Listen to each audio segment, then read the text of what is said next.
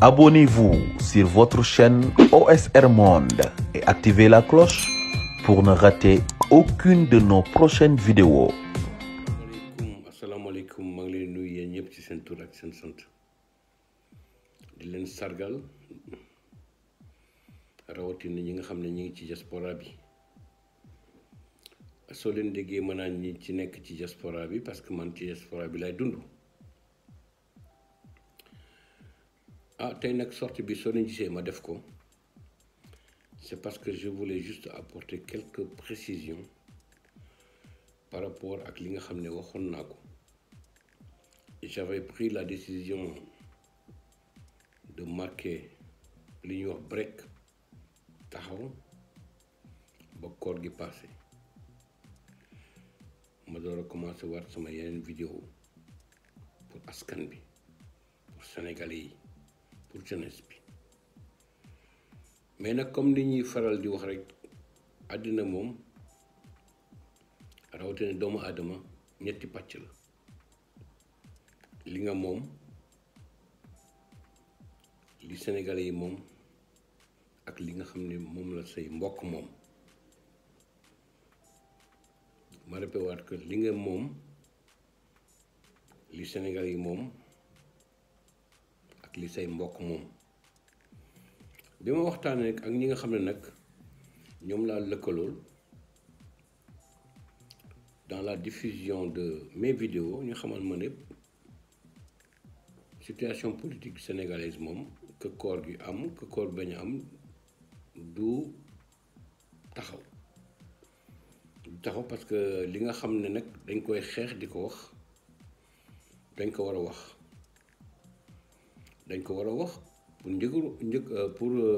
pour intérêt askan bi dañ ko war a wax parce que askan bi tamit ak nu mu mënee war nañ ci gis njëriñ. dañ ko war a wax parce que yoon la ñuy wax li nga xam ne moom la askan bi dund ci métit man jàpp nag ne loolu ñu ma wax aussi dëgg la parce que tamit même su yàlla defee yow sa wàllu bopp nga am as tuut xam-xam ci wàllu communication da nga jàpp ne am na ñoo xam ne mën nañ la xel aussi loo xam ne daf lay wóor ne lii ñu la wax dëgg bu wér péng la ma xamal leen ne man sama wàllu bopp nag je vais prendre cette fois-ci l'initiative autant pour moi de parler sur les faits de société sur des faits de société tey nag ma bëggoon débuter ci sama première partie vidéo bi nga xam ne yéen laa ko jagleel aux jeunes soo déggee ma ciy dugg c'est encore une fois pour permettre autant pour moi aux jeunes de savoir que aussi ak nu mu mënti demee rek émigration du loo xam ne mooy régler tous les problèmes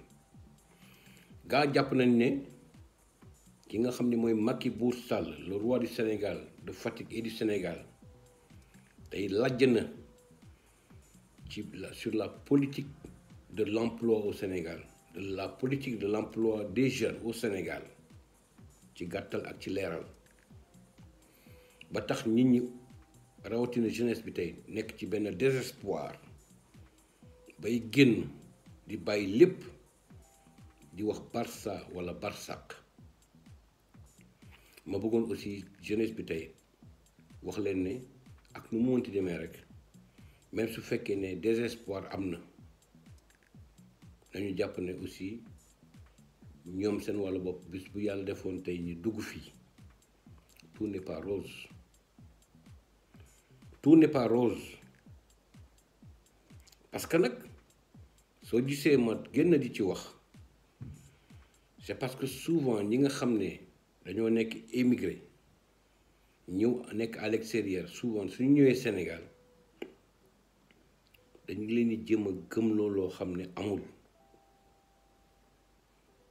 soo déggee ma naan dañ leen di gëmloo loo xam ne amul dañuy ñëw di jomba njaam di maye xaalis di sol di simi ñi yaakaar ne ah kii tekki na gaa am na la ko yàlla jox mu suturloo mais émigré yooyu ñu ci bëri dañuy vivre ay conditions yu metti 6 heures du matin la ñuy yeewu di ñibbi seen kër 22 heures pour mën a am xaalis boobu yére bu bees bu ñu jënd mettre quoi à côté suñ ñëwee Sénégal di silli ñu yaakaar ne ñoom ñoo yore lépp ah c'est pas facile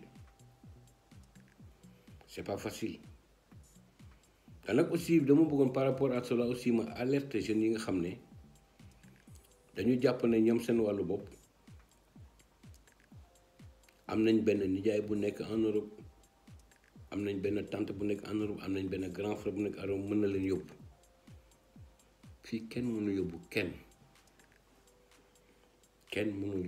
kenn li yóbbu nit mooy nga respecter li nga xam ne moom la yoon wax man en ce qui me concerne du ma recommander kenn mu dugg ci gaal du ma recommander kenn mu dugg jël chemin boo xam ne daf may wóor ne loolu dafay sacrifier vie am nit ñi suñu bëggee ñëw nañ ko teg ci ay conditions yu leer ba yàlla jàppale leen ñu ñëw te nag may jàpp ne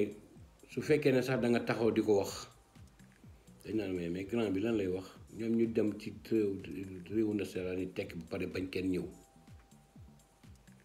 kenn terewul kenn mu ñëw mais ñëw boobu nañ koy teg ci ay conditions yu leer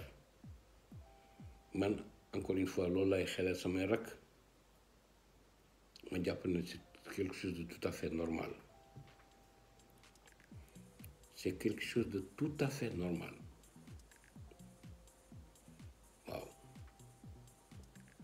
sur la deuxième partie de ma vidéo aujourd'hui dama bëggoon aussi waxtaan benn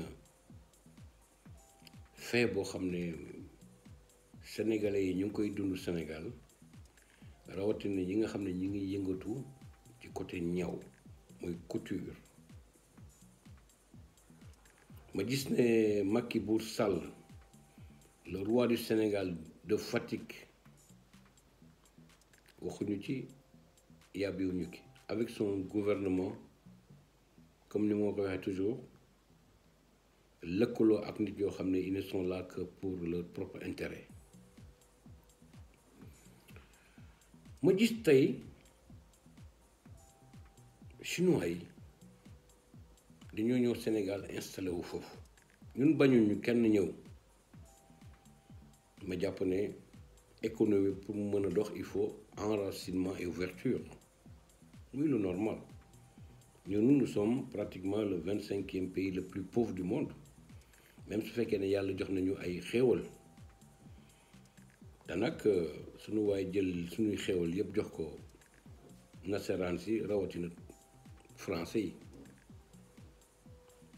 loolu c'est un fait boo xam ne dafa am chinois yi ñëw tey installé wu Diamniadio ubbi ay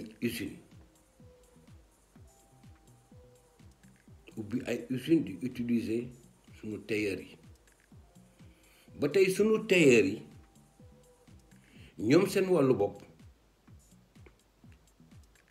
mënatuñu sax am ay commande kenn mënatul ñëw ci ñoom di ñawdu mu nekk situation bu doy waar une situation catastrophique et vous imaginez xam nga chinois yooyu ñaata la ñuy fay sénégalais yooyu xamu leen ko de c'est des tailleurs qui travaillent de 7 heures du matin à 22 heures ils ne sont payés que le vendredi à raison de 10 000 francs moo wax ko ci olof ay tailleur yoo xam ne dañuy ñëw foofu ut liggéey parce que kenn joxatu leen liggéey kenn commandé tu leen ñuy liggéey chinois yooyu di utiliser le gros fil yi nekk ci secteur boobu xam nañ bu baax li may wax ñu leen di fay 10 000 francs ils travaillent du lundi au vendredi ñu door leen fay je dis du lundi au vendredi ñu door leen fay de 7h à 22h maanaam 7h du matin dañu ko nekk 22h ma bëggoon nag interpeller les Sénégalais yaakaarlu leen ni tey on est en train de revivre l'esclavage mais ñun léegi ay jaam lañu dans notre pays ay jaam lañu